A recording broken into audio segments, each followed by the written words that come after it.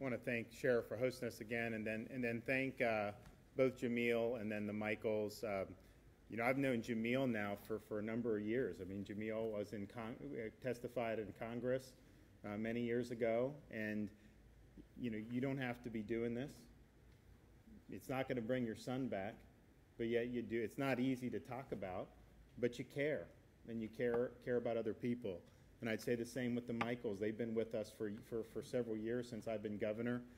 Not easy to do, to have to do, but you do it because you know you're worried about other people, and you want to be able to use that to maybe tell policymakers, don't go down this road again, and let's try to protect people.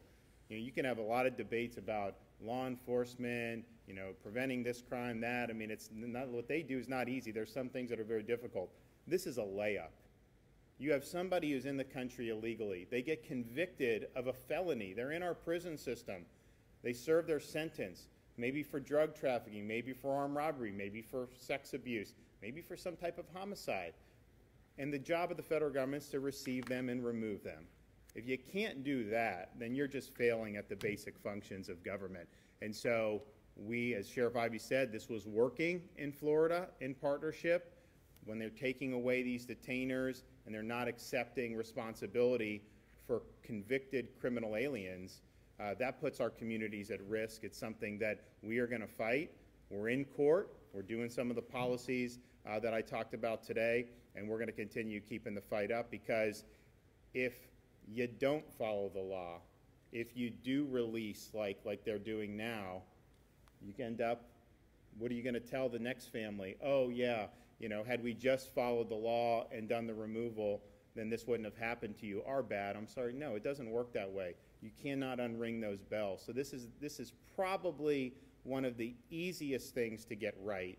If you just follow the law, if you work to get convicted criminal aliens out, the community is going to be safer.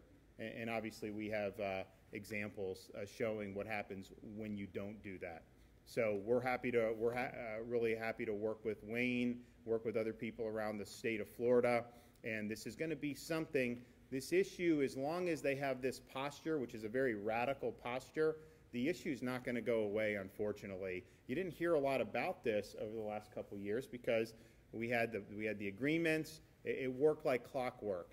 You know, now you're going to see, unfortunately, ICE releasing some of these convicted criminals, and that's not good. So we're doing everything we can to be able to protect the public, but the easiest thing would be to do, and hopefully it doesn't require us to actually win the lawsuit. Hopefully they can make a different decision in the interim, but it would be step up to the plate, do your job, protect the people of this country, follow the law, and take cognizance of these folks and effectuate their removal. So we're going to keep working on that.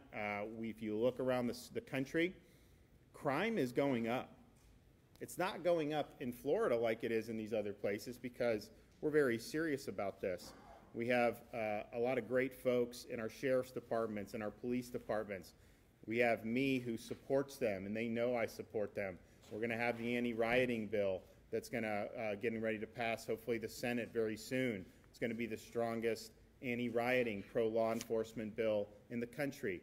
And throughout all this turmoil of last year, you never saw me buckle in terms of supporting the people that wear the uniform, and I'm not going to do that. So we've done it better, but you see what's going on, and I think that this is going to only add to it to have some of these reckless policies in terms of the criminal aliens. So let's not let that happen. Let's do everything we can to protect the folks of Florida. With that, I'll take a couple questions.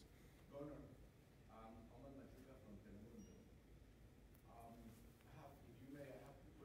The first one is the federal government are trying to send some kids to Central Florida, to Orange County, but the Orange County already said no to the convention center. What is your position that they send those kids to Florida? They should be sending anyone to Florida. This is a border problem, and all they need to do is reinstitute the policy they inherited, and the problem will stop. And this is not good for our country. It's also not good for a lot of the people. a lot of these people are being exploited by coyotes and drug cartels. People are making a lot of money on this migration in Mexico and in other parts of Central America. They're creating a hazardous situation. You see what's happening in those conditions. We didn't have that prior to that. So they need to reinstitute the Remain in Mexico. They need to institute the safe third-party agreements. That was working, and that works for everybody because we have an ability to have immigration in this country, but it's not through that. So I think that that's a border problem. I think spreading it out across the country doesn't make sense, but I think if they change the policy, you will be able to stop. The numbers for March that we're looking at, and I think they're still preliminary, but I mean the numbers in terms of the unauthorized migration across the border, they're huge. I think they're record-setting. I don't think we've seen as much in 1 month as we have in the last 20 years. So it's a big problem. It is a crisis. And the unfortunate thing, this is a crisis that has been manufactured by the government itself. Government has created the crisis through its policy, just like by just saying you're not going to authorize or you're not going to honor detainers for people that have already been convicted of felonies. You are creating that through your policy. So let's not double down on bad policy. Yes? Governor, Jan Yekelik with the Epoch Times. What explanation have you been given, presumably you've asked, for these detainers not being honored?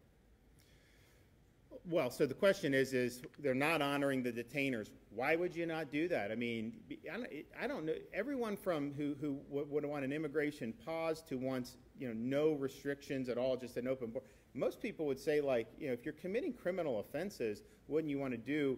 And I think it's just whatever the previous administration did, they want to do the opposite. I think it is ideological. I don't think it was well thought out. I think this is way, way overshooting. But, it's the same type of mindset, like, why did they release, in Jamil's son's case, the guy had been in trouble so many times. Why did they release? So this has been a problem that is not new. I think we had gotten a good handle on it in the first 2 years I was governor working with the feds, but now we're in a different posture, and so you have a number of these people who are due to be released. They're convicted felons. They're here. They don't have a right to be here unlawfully, and I think that you need to act appropriately. Governor, question. This is vaccine related, but with news yesterday of a major mistake at a vaccine production company in Baltimore impacting future shipments of Johnson & Johnson, have you learned what impact it could have on future shipments we get in Florida? So we're not sure.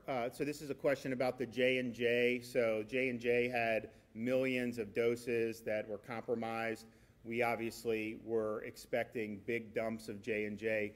We think that because we're getting a big dump scheduled next week for 300,000+, we think that that's still on track. We have not been told anything differently. We've asked, so we think it's going to impact not next week, but then the following weeks, and there will definitely be an impact on that because, I mean, you talk about 15 million, Florida's chunk of that is definitely going to be down. But the good news is between what the state's allotment is this coming week and then what the federal pharmacy allotment is, all of that is growing on net. So even if the J&J is delayed, we're still growing. We have the age was reduced on Monday to 40, and then on this coming Monday, it's going to be everyone 18 and older. And it seems like the rhythm has been pretty good.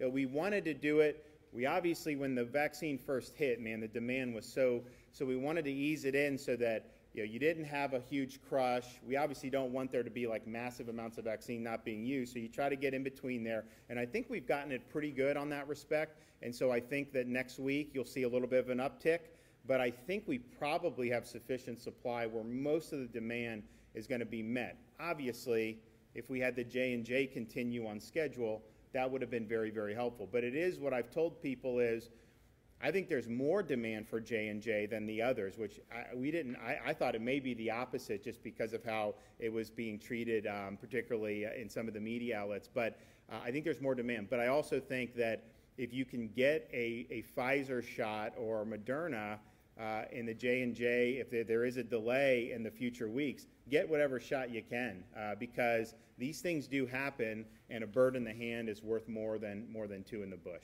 So. Last question.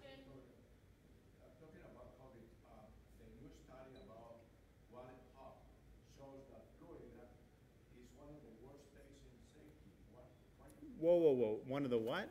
Worse. For what? Worse and safety. What does that mean? That we don't have security with the COVID. That's the what it said. The what it happened. Well, what is that based on? I mean, you know, you look at the data. You literally have, you know, this. Yeah, I know. But so the facts are the facts. You know, you hear, like, particularly the national media, Texas and Mississippi got rid of restrictions. How bad? And literally, they want them to institute the policies of New York and New Jersey and Michigan, which are spiking more than anywhere else in the country. So it's like, how does that make sense in terms of what they're doing? So in the state of Florida, what we've been able to do, we vaccinated close to 3.5 million seniors. We put seniors first. The result of that is the positive tests we see, those 65 and up represent a very small percentage of those overall. I think those vaccines are working. You know, if you look also at Florida's results, you know, we have 26 states that have higher per capita COVID mortality than us, even though we have one of the oldest populations in the country. I also look and say, we've had schools open the whole time. A lot of these places, Jamil's telling me, they don't, LA, they're shut down on the schools. Where Jamil is, no kids in school for the whole year, and they're not going to go back this school year for sure. So we do that. We also have people working. Our unemployment rate's much lower than the national average. That has beneficial health impacts too. And I think that that's a much better approach. But, you know, to try to suggest somehow, I mean, the facts are the facts. If you look at our hospital census, our peak over for the epidemic, we had about 9,600 COVID positive patients at our peak, which was in July. We're now at like 2,900. So much less than where we were then, even much less than where we were in the winter when, you know, we had more respiratory viruses across the country. So I think that people say all these different things, but understand when some of these things are put out, there is a reason why, because there's some people that have been advocating lockdowns for a year, and they will not admit that they were wrong about this, because you look at states like California that have lockdown, it's been a lot of destruction that's happened as a result of that. Obviously, the New York and New Jersey, remember, a lot of these people were saying New York did the best job, actually. Well, I don't know how you look at that from the actual numbers perspective on that and say that. So some of it is, I think, because Florida did it more rationally. We targeted protecting elderly, but we also put an emphasis on having schools open and having the economy open. We struck a much better balance. We did better on health outcomes than most of these lockdown states, but clearly we've done better on quality of life, we've done better on education, and we've done much better on jobs. And we're working, we're going to do a lot more coming forward. There's a lot of great stuff that we have in the hopper in terms of new developments, new businesses opening, more jobs coming to Florida. So we're proud of it, and we're going to keep working hard. But I do want to, before I leave, just want to thank the Michaels. I want to thank Jamil Shah for coming and lending your voice to this effort. There's a lot of stuff going on right now in our country and our state. You can kind of lose track of some of these things that really matter and can have an impact on people's lives. So we want to make sure we're doing all we can to protect the folks here in the great state of Florida. All right.